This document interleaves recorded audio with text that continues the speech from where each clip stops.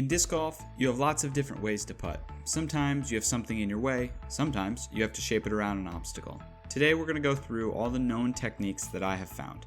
Some of these are practical, and based on what I can show you, hopefully you try them out. On the other hand, some of these are ridiculous and try them at your own risk. When you watch professional disc golf, you can see how many different ways there are to get these discs in the basket. Today, we're going to start with the basket and move our way backwards, using the techniques we know for inside circle 1, then the ones we know we can use for outside of circle 1. Some of these you guys already know and use, but I definitely have some unique styles that hopefully you can incorporate into your game, or at least try them out. This is going to be a fun one, so let's hop into it. Every disc golf putting style. Let's go. Push putting, probably the most common way of putting. I mean, some of these I found nobody uses unless they have to, but push putting, this is a cornerstone of disc golf. It's hard to distinguish between push putting and the next one we're going to look at, spin putting, but I'm going to try. Let's look at Paul Macbeth. He drops his putt down lower, almost tossing the disc into the basket. If you need distance, you can push off the back foot and give it a little extra. If you need a lot of distance, you spin the disc a little bit more out of the hand to add a bit of glide. At least that's what I do.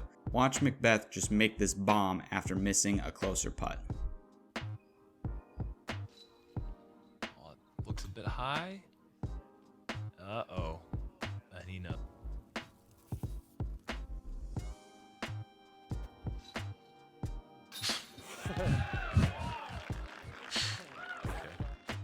You can use the same stance for spin putting that you do for push. The main difference between spin putting is that you bring it more into your body and out on a straight line. Eagle is one of the best spin putters. Scratch that. Eagle is one of the best putters in general. His ability to do this same motion from anywhere within about 70 feet is incredible. Spin putting I find to be harder, but you can get more distance out of it than you can with push putting. Lots of players combine techniques from both spin and push putting, so they kind of go hand in hand. The rest of what we look at today are very unique in their own ways. Okay, come on. 104 feet. No way! So how you putt does not matter for this one, the focus is more on the stance. You can push or spin from any straddle stance. Some players on the tour, like Kevin Jones here, use this at all times for their putting. I, on the other hand, only use it when I have an obstacle I need to go around to get my putt on target. I would say this is a very important ability to have in your game. I push putt, but I also need to straddle putt sometimes. If you haven't tried this out yet, it might just be the way to go. Who knows, maybe you can make bombs like Kevin does. Don't look now, Kevin Jones, even after bogeying hole 4, has that putt to tie up Eagle at 17 under. Forehand. Not much footage of forehand putting because basically nobody does it. I have never seen a pro do it in a tournament. The only guy I've seen do it is this old guy at my local course. He just bangs chains from about 15 feet all day. Kind of like this guy. Usually, you just use this to get out of trouble when you're putting, like Juliana Korver does here. Don't go practice this. When I started disc golf, I actually putted like this. Guess what? I sucked. Now I suck a little less. This putting style is actually really fun to do. Not super practical, but kind of fun. Turbo putting theory states this. If you have an obstruction that you can't go around or over with a regular putt, then a turbo putt must be enacted. I was thinking about this. I am an above average human for height, so maybe putting over things really isn't my issue. But maybe if you're short, turbo putting is for you. First off, it's like a throw, but it's not. You're actually spinning the disc off of your fingers. Check out these bomb turbo putts these guys make. Ooh. Try to be out of the ball here tonight. Oh! Yeah! Sick! Just like with some of these, this kind of seems to be a one-player thing. Calvin Heimberg is the player who uses this the most. They call it the basketball putt. It's close to an upside-down turbo, just slightly tilted. You just like flick it off your fingers. Calvin is exceptionally good at this. Oh no! Sometimes. Same concept as a turbo putt, you really only need this to get over something high when you're putting.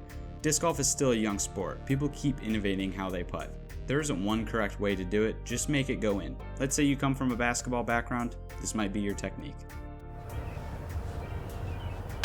Fuck it. We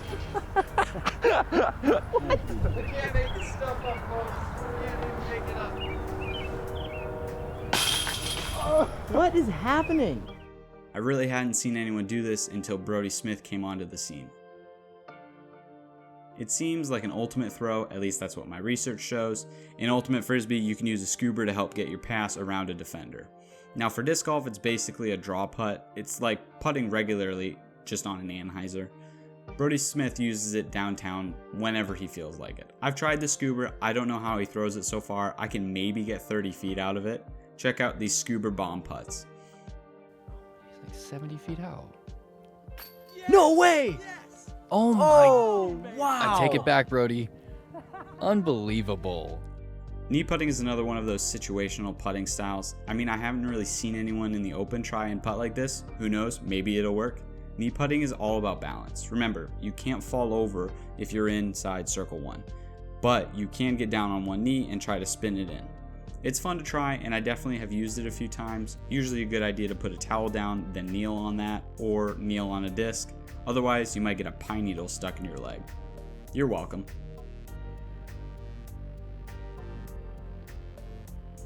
Oh! What's going on? Step putting, another way to add a bit of speed to your putts. This is only available outside of circle 1, mind you, but it's useful. Just make sure that your foot is still on the ground when you release the putt. James Conrad, a very lanky fellow, uses this a lot. The reason I say that he's lanky is it's like he's getting so much closer to the basket by step putting. This is a medium level of adding distance to your putts. The next one we're going to look at is the max level of adding distance to your putts. I've seen this before. He has this really overstable putter. He's going to try a flex step putt. Get that up.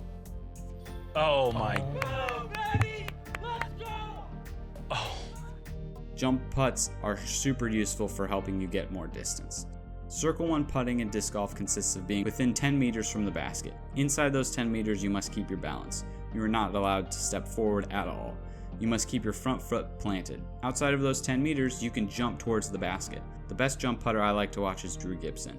His showing last year at the Tour Championship was incredible. Drew makes a 45-footer, a 75-footer, then back-to-back 60-footers on hole 15 and 16. Watch him jump putt, go practice that. Run it super aggressive and go by and take a bogey. Drew, this has to go in. Are you kidding me, dude? Ever. What is going on?